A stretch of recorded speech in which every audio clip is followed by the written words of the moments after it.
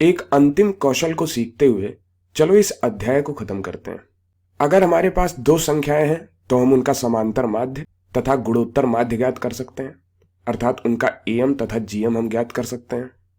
लेकिन क्या हम इसका उल्टा कर सकते हैं? यदि हमारे पास एम तथा जीएम हो तो क्या हम संख्याएं ज्ञात कर सकते हैं? यह कैसे करना है, चलो कुछ उदाहरणों के माध्यम से सीखते हैं। यदि किसी द्विघात समीकरण के मूलों का समांतर माध्य तथा गुणोत्तर माध्य अर्थात एम तथा जीएम क्रमशः 8 तथा 5 है तो द्विघात समीकरण ज्ञात करें। तो मैं चाहूंगा कि आप वीडियो को रोकें तथा इसे खुद से हल करने का प्रयास करें। तो उम्मीद करते हैं आपने प्रयास किया होगा। यहां हमें एम तथा जीएम तो दिया है लेकिन संख्याओं के बारे में कोई अंदाजा नहीं है। तो मान लेते हैं कि संख्याएं ए तथा बी हैं, अर्थात द्विघात समीकरण के मूल ए तथा बी हैं। क्योंकि मूलों के समांतर माध्य तथा गुणोत्तर माध्य हमें दिए हैं इसलिए हमने द्विघात समीकरण के मूल ए तथा बी मान लिए। अब यदि एम 8 है तो हम कह सकते हैं ए प्लस बी बटे 2 ये 8 के बराबर है, तथा जीएम 5 है तो हम कह सकते हैं अंडर रूट ए बी 5 के बराबर है। हम इन दोनों की सहायता से कैसे द्विघात समीकरण ज्ञात कर सकते हैं? वैसे यहां पर दो संकेत हैं। यहां ए प्लस बी मूलों के योग के बराबर है तथा ए गुणे बी मूलों के गुणनफल के बराबर है।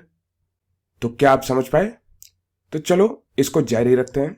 तो यहां पर मूलों का योग यानी कि a प्लस बी ये हो जाएगा 8 गुणे 2 जो कि 16 है।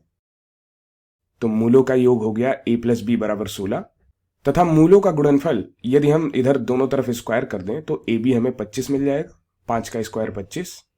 तो मूलों का गुणनफल ए बी ये बराबर है 25 के। तो यदि हमें मूलों का योग तथा मूलों का गुणनफल पता है तो हम द्विघात समीकरण को लिख सकते हैं बिना a तथा b का मान ज्ञात किए हुए। तो हम कैसे लिखते हैं द्विघात समीकरण? द्विघात समीकरण यानी कि क्वाड्रेटिक इक्वेशन ये होती है एक्स स्क्वायर माइनस मूलों का योग गुणे x प्लस मूलों का गुणनफल बराबर 0। तो समीकरण हो जाती है x square minus 16x plus 25 बराबर 0। अब यही वो समीकरण है जिसे हम ज्ञात करना चाह रहे थे। तो चलो एक और प्रश्न को हल करते हैं। यदि दो धनात्मक संख्याओं का समांतर माध्य यानी कि एम और गुणोत्तर माध्य यानी कि जीएम क्रमशः 10 तथा 8 है, अर्थात एम 10 है और जीएम 8 है, तो उन संख्याओं को ज्ञात करें। अर्थात जिन संख्याओं का समांतर माध्य व गुणोत्तर माध्य दिया है हमें उन संख्याओं को ज्ञात करना है। तो मैं चाहूंगा कि आप वीडियो को रोकें और इसे खुद से हल करें। यह काफी हद तक पिछले प्रश्न जैसा ही है। ठीक है, तो चलो इसको मिलकर हल करते हैं। तो मान लेते हैं दो धनात्मक संख्याएं a तथा b हैं। तो माना संख्याएं a तथा b हैं। अब चूंकि am 10 है तो a प्लस बी बटे 2 ये 10 होगा तथा gm 8 है तो ये अंडर रूट ए बी बराबर 8 होगा। तो यहां से संख्याओं का योग क्या हो जाएगा? संख्याओं का योग हो जाएगा a प्लस बी बराबर 10 गुणे 2 जो कि 20 है, और संख्याओं का गुणनफल हो जाएगा a गुणे b बराबर 8 का स्क्वायर जो कि 64 है।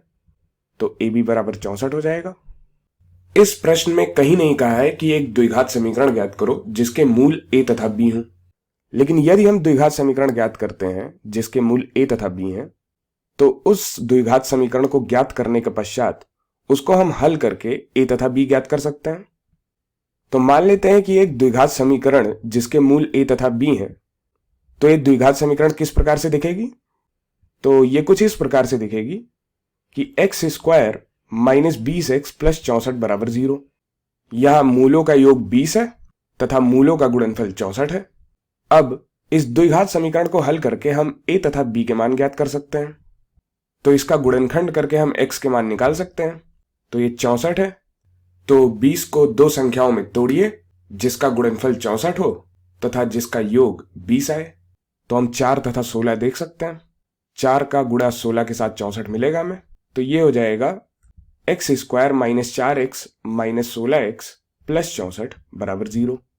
अब यहां से x कॉमन ले लें तथा यहां से माइनस 16 कॉमन ले लें तो क्या मिलेगा? तो x कोष्ठक में x माइनस 4 माइनस 16 गुणे कोष्ठक में x माइनस 4 बराबर 0। तो यहां से x माइनस 4 फिर से कॉमन आ जाएगा। तो ये हो जाएगा x माइनस 4 कोष्ठक में गुणे x माइनस 16 कोष्ठक में बराबर 0। अब इन दोनों का गुणनफल 0 है तो या तो ये 0 होगा या फिर ये 0 होगा। तो यदि x माइनस 4 0 हुआ तो x का मान 4 होगा। यदि x माइनस 16 0 हुआ तो x का मान 16 होगा। तो हमें x के मान क्या मिल जाएंगे, 4 या फिर 16, अर्थात हमें इसके मूल क्या मिल गए, 4 तथा 16। तो मूल है 4 तथा 16। तो यहां से हमने क्या सीखा कि यदि हमें संख्याओं के एम तथा जीएम पता है तो इस विधि का प्रयोग करके हम संख्याओं को ज्ञात कर सकते हैं।